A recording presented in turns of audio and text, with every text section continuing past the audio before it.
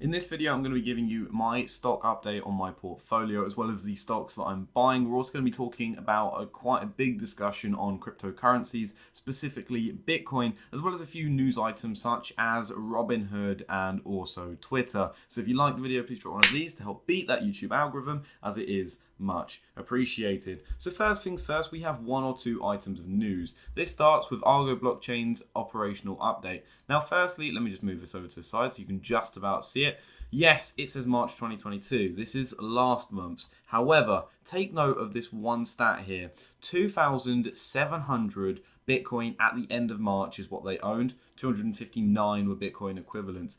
This month, or for April, they've released that they now own 2,682 Bitcoin, of which 235 were Bitcoin equivalents. So we can see here that they are very much selling some of their cryptocurrencies. And if you really look into this company, and they are very much on the idea that, yes, we're going to hodl, we're going to keep mining our Bitcoin and therefore sell it at longer term high prices, or just continue to hold as it appreciates over the longer term. Well, Bitcoin has been decimated lately, and yet here we are. I understand exactly why they are selling Bitcoin, and this is very much due to the idea that they have got so many debt obligations to meet and a large facility being built. However, this industry is becoming extremely more competitive, and it's no surprise that the share price took a massive beating earlier in the week, dropping as low as 44 pence per share. Regardless, this month they managed to mine 166 Bitcoin, which was free than this time last month or in March. And obviously their revenue has also been dropping quite a considerable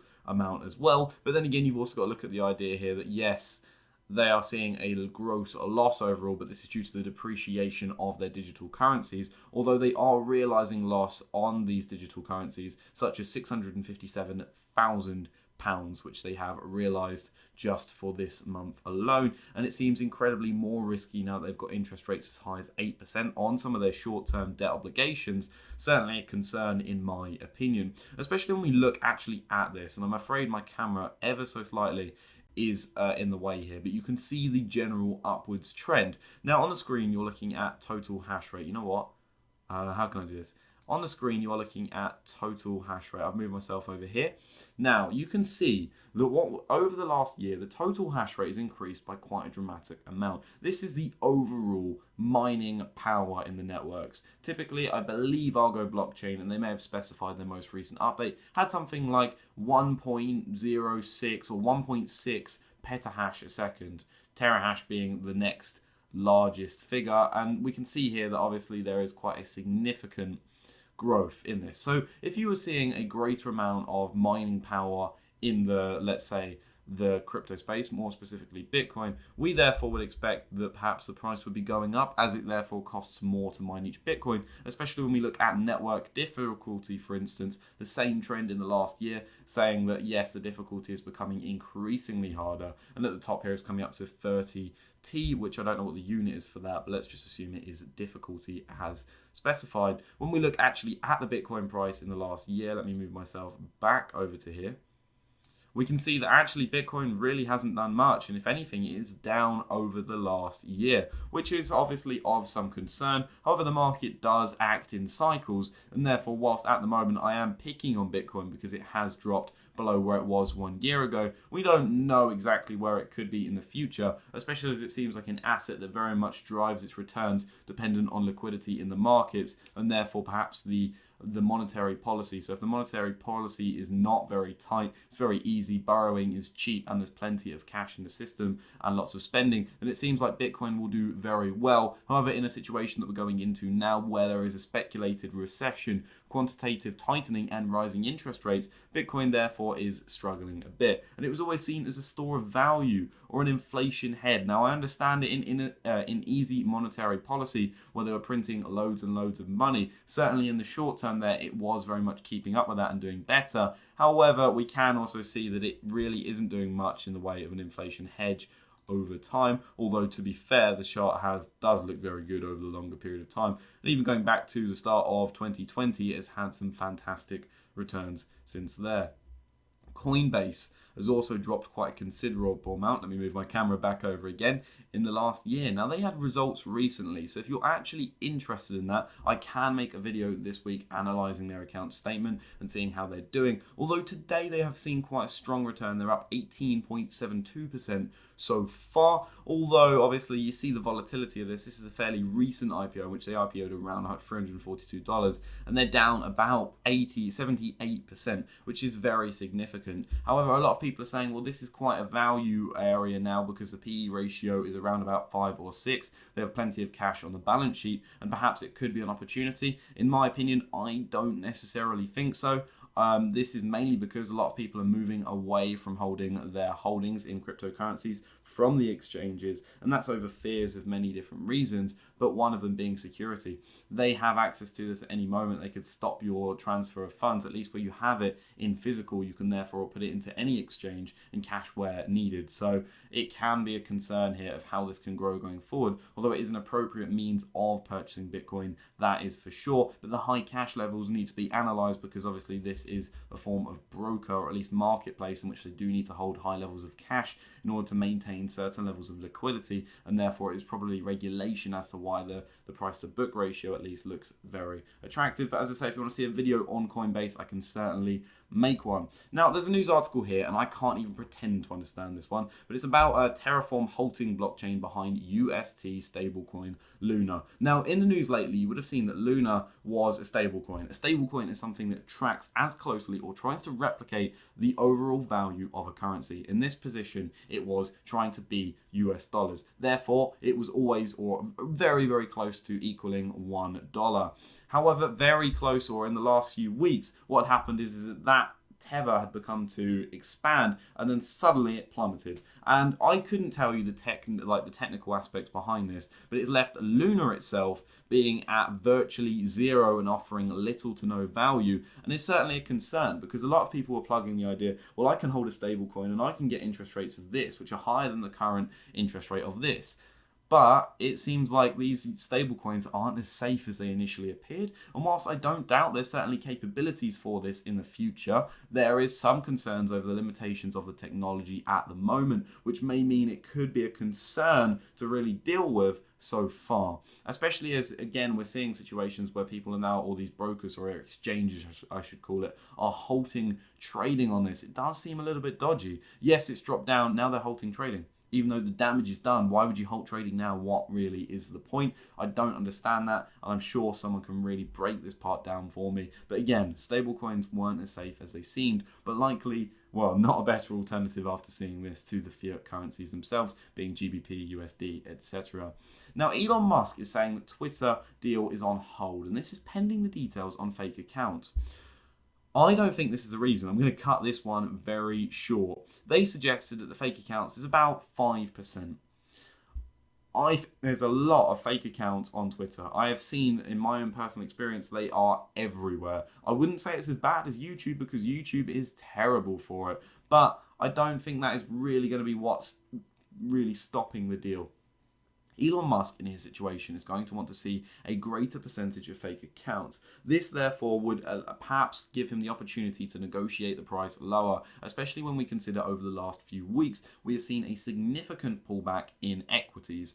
If we look at, some of the large cap tech stocks, let's look at Amazon's share price, for example. We can see here that this is down in the last 6 months of 37%, which is a lot for one of the largest companies in the world. And in the last month, it's down 28.1%. So some significant volatility here. And obviously, Twitter itself would likely be following that trend, except for the idea that it already had a bid offer for it. And Elon Musk is now likely realizing that he could have bought it for a little bit cheaper if he waited a little bit longer. And therefore is likely looking for reasons to hold the deal or try and negotiate a fairer value on the price. This is something I'm quite interested in, although he will have to pay a $1 billion breakup fee should he choose to walk away, although that's something he really wouldn't care about because at the end of the day, if you're able to save more than $1 billion on the price of Twitter, then it could be quite worthwhile.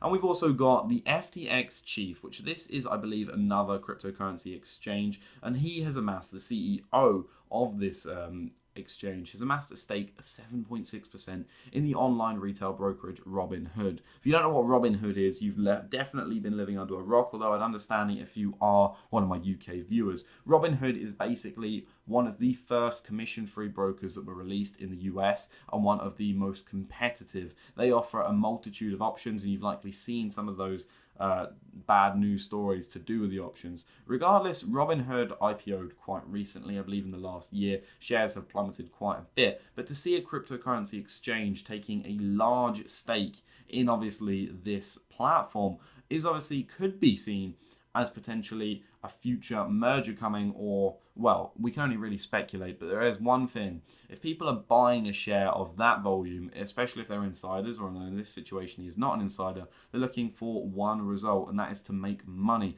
Therefore, it is increased sentiment in Robinhood, hence why the shares have pushed up. You might be wondering, okay, Oz, enough of this. What shares have you been buying this week? Is it Boohoo? Because quite frankly, I'm bored of Boohoo. And yes, I have got a parcel there that's getting returned to Boohoo because I bought shoes that were too small.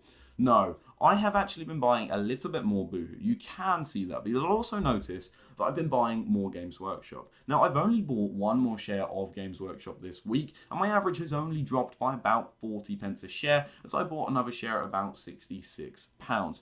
However, at the moment, as I said in one of my later videos, I'm really looking to keep an abundance mentality. This means I'm going to be looking at different investments. I'm going to be constantly analysing the market, seeing what available opportunities there are, so that I don't become too focused in and zoned in on Boohoo. This does not mean I'm not going to continue averaging down, because I still believe it's a quality company with long-term return potential, especially with their growing financials that I expect will return to normal after these industry-wide concerns are gone. But for now, I want to also make sure that I'm not completely tunnel vision on Boohoo, and I want to be able to see the other opportunities around to see if Boohoo is actually a fair enough valuation compared to, let's say, peers in the industry or compared to the overall general market. And lately we have seen quite a significant pullback. In fact, the results of my poll on my YouTube channel suggested that a majority of you watching this video for the last week are down on your investments, whereas I this week am actually up 8.5%, which is greatly ahead of obviously the indices this week.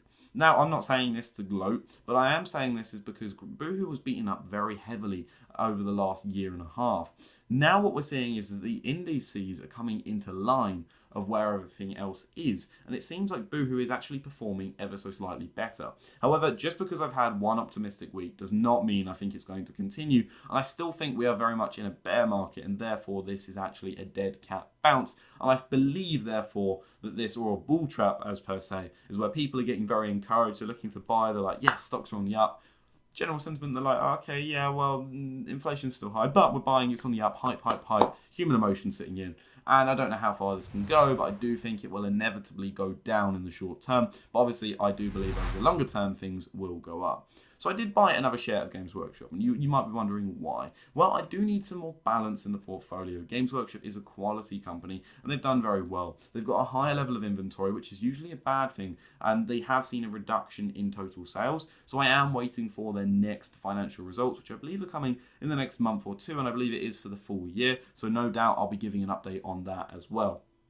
But the increase in the inventory could be a good thing, because this allows them to therefore store it in different warehouses around the country or globe. Therefore, they're in a position where the supply chain disruption impacts them at a more minimal amount. They have plenty of cash available, they're distributing truly surplus income to shareholders, and yes, as I say, while their top line is overall the same, and so is their, or maybe their profits is overall the same, but they have seen a reduction in sales, I think over the longer term this is a quality company and will do well, and therefore I'm buying a little bit more. After all, at the moment I think their price to yield is about 3%. I think a 3% dividend income on a company I think has a lot of growth potential is a nice little amount of money, because they do, as I say, distribute that truly surplus cash, and I therefore can build up a bit more cash. Dividend income, for instance, in the last week is £53.90.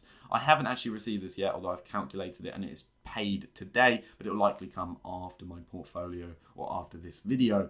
And this is extra money that I'm therefore able to invest, and I want a little bit more dividend income so that when we are in a bear market, for instance, I've got consistent, reliable companies that aren't going to obviously cut or suspend their dividend, and it therefore means I've got the cash flow available to therefore be buying more stocks on a potential dip, or maybe over a longer or medium term bear market where I've still got capital inflow through both my job, hopefully I don't obviously lose it during one of those times, and also income through dividends. So thank you for watching, have a fantastic day.